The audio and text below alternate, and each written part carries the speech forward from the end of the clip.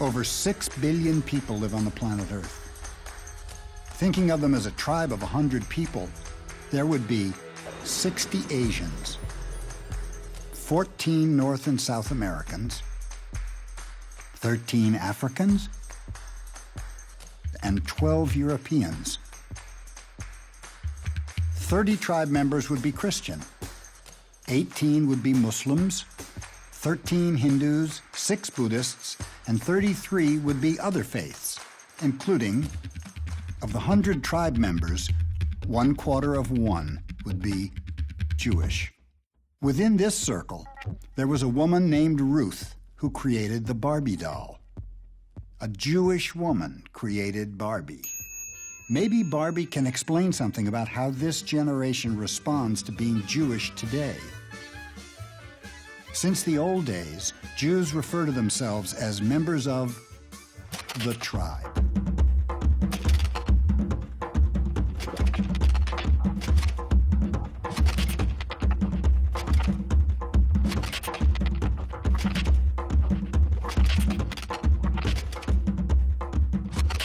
But what does it mean to be a member of a tribe in the 21st century?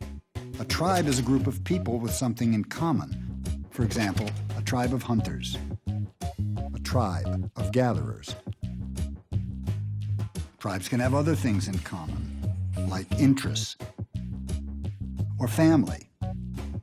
A tribe may have within it a smaller group or subset called sub-tribes. For example, the American tribe includes the sub-tribe of Democrats and the sub-tribe of Republicans, as well as many other sub-tribes.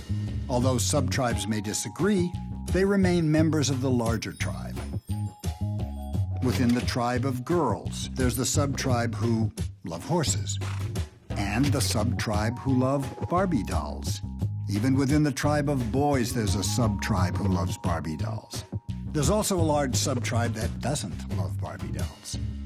But all sub-tribes can agree, Barbie doesn't look Jewish. Barbie's creator was named Ruth Handler. Barbie's full name is Barbara Millicent Roberts. Not such a Jewish name. Throughout her doll life, Barbie's had hundreds of identities. She's been astronaut Barbie, flight attendant Barbie, presidential candidate Barbie, and wedding Barbie who wears a diamond ring. Diamonds are formed when carbon is subjected to intense pressure over long periods of time. They're also a girl's best friend. Diamonds are often exchanged as part of Western marriage rituals. All tribes have marriage rituals.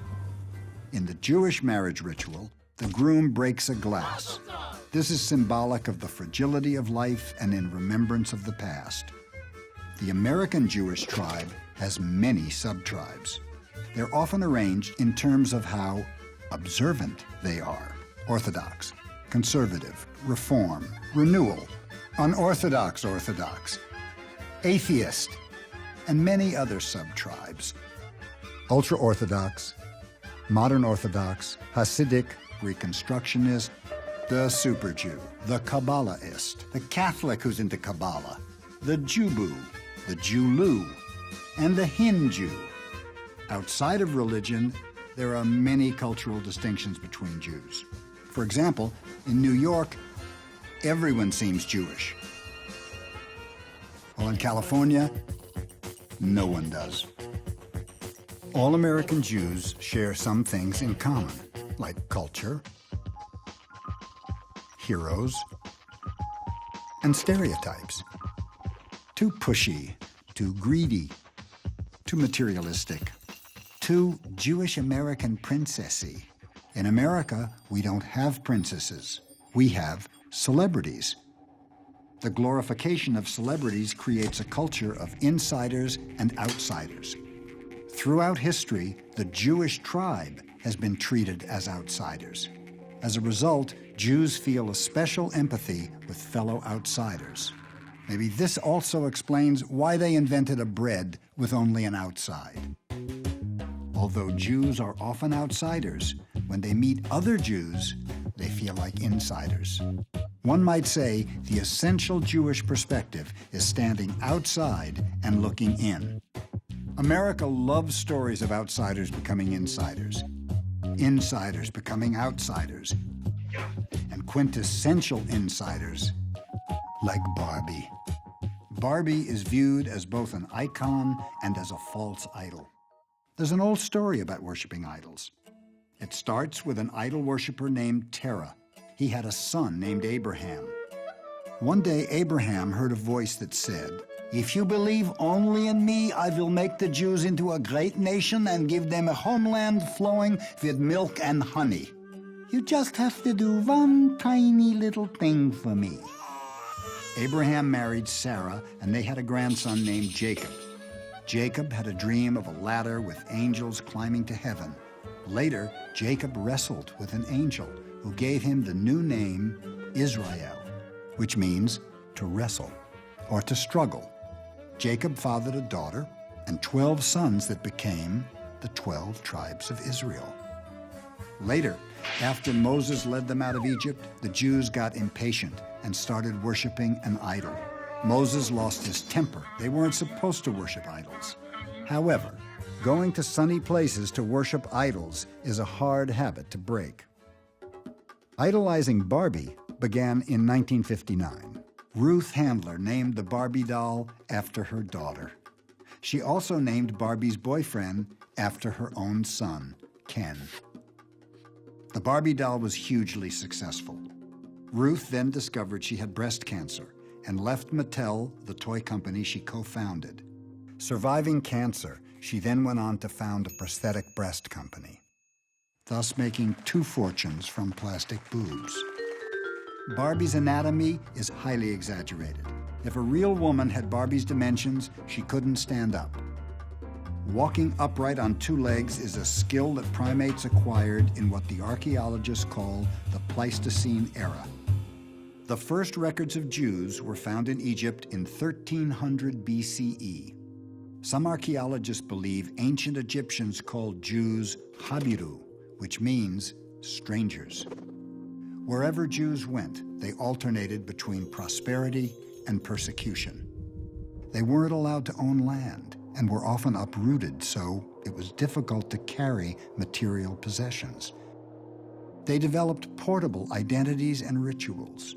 They were forced to choose professions they could take with them, like money lending and stone cutting. When Jews had to leave, diamonds were often essential to survive. They hid them in their clothes and in their teeth. Because Jews were strangers, outsiders, and mobile, they were often blamed and scapegoated. The idea that these outsiders might get inside often led to false accusations, persecutions, and murder, forcing them to disperse again. This dispersion is called the diaspora. Without a homeland, the Jewish tribe was on the margins for thousands of years.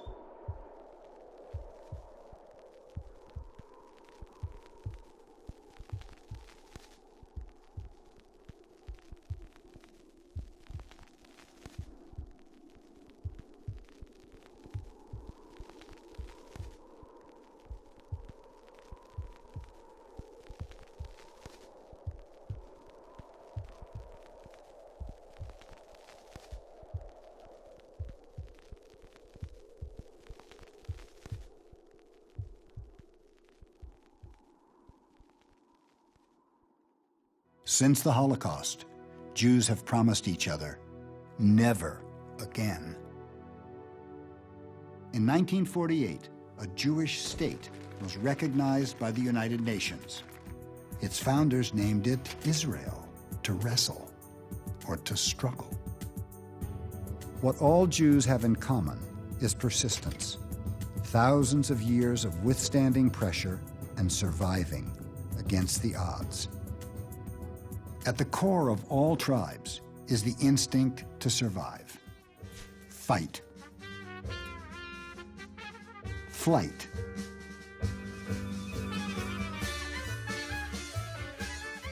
Blend in, just like Barbie.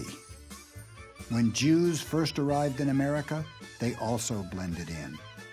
They changed their names, and sometimes their appearances. Ruth Handler's father fled persecution in Poland and came to America in 1907. Ruth Handler modeled the first Barbie doll after the German Lily doll, a sexy toy for men that became popular after World War II. Ruth brought this Aryan ideal of beauty to America, changed her name, and achieved the American dream. Maybe Ruth instinctively knew that Barbie would not only survive, but prosper. And prosper she did. Over 1 billion Barbie dolls have been sold. That works out to around 77 Barbie dolls for every Jewish person.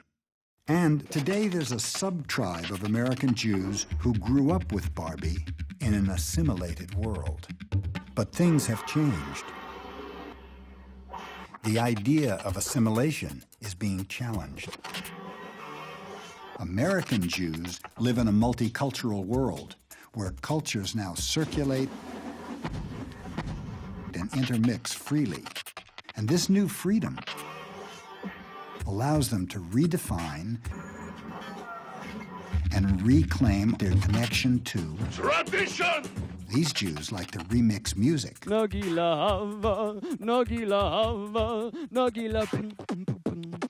cultures, and codes.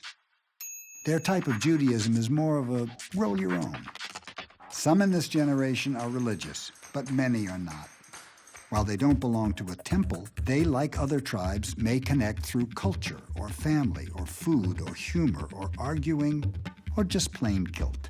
Their parents may have outsourced their Jewish education, so these Jews went to Hebrew school, reluctantly. But many got their Jewish education from Hollywood. This generation wants fewer sermons and more conversations. They do believe in healing the earth, but when they get a sermon on Tikkun Olam, they may think, Kumbaya. They may define kosher differently. Their version of the Talmud is the internet. These Jews may know less about Kabbalah than they do about yoga. Sometimes they marry outside their tribe. They're pro-choice, as in they choose to tell someone if they're Jewish. They rarely experience anti-Semitism directly, and when they do, they don't always speak up. These Jews may not be sure how they feel about Israel. To their parents, Israel was clearly heroic. For today's young Jews, things may look less clear. When speaking to those who aren't Jewish, they may defend it, but internally, they may be unsure. They can believe in Israel and not agree with all of its politics, just as they can believe in America without agreeing with all its politics. Among their Jewish friends, they don't really talk about it. They are part of a whole generation with portable identities and professions, and they have many names for themselves. A cultural Jew. There's the culinary Jew. Some Jews say, I'm an agnostic. Or, I'm an American. Or, I'm Jewish. Jewish, yeah. Or, I'm a feminist. Or, A Jewess. Or, I'm unaffiliated. Or, I'm a bad Jew. Or, I'm a bad Jew. Some who, rather than saying that they're a Jew, they might prefer to say they're Jew-ish. Before answering, they may ask, Who wants to know? Are you Jewish? and for both outsiders and insiders, Jewish identity can be perplexing. You're Jewish? Wow. You don't look Jewish. You don't act Jewish. And he says it in this tone that sounds like he's complimenting me. And I say, nothing. I say nothing when which combined with a flirty smile translates to thank you. I say nothing because I'm drunk on denial coladas. I say nothing because I got a contact high of someone's anti-Semitic crack pipe. I say nothing because somewhere along my life's graph, I've been swayed to believe that being Jewish is not too cool, not too sexy. I say nothing because I'm in a deep sleep, a snow-white coma, destined to meet my prince 5 years later in the form of stone in Jerusalem named the Wailing Wall. Our lips press, flesh to cool granite. I place folded paper with written prayers for the dead in a nook. In a nook in the wall next to a woman with concentration camp numbers tattooed on her forearm. Surrounded by fervent praying and bodies swaying, I am far more awake than I ever thought possible. I suddenly remember the exodus of the Israelites, and I walk barefoot from the wall in the desert to the bar. Bartender, tell me I don't look Jewish.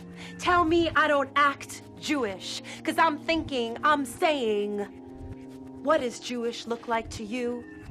'Cause I'm the Hebrew mamita, long-lost daughter of Abraham and Sarah, the sexy oy-veying, matzah-eating, chutzpah-having, non-cheaping, non-conspiracizing, always questioning, hip-hop listening, Torah scroll reading, all people loving, pride-filled Jewish girl.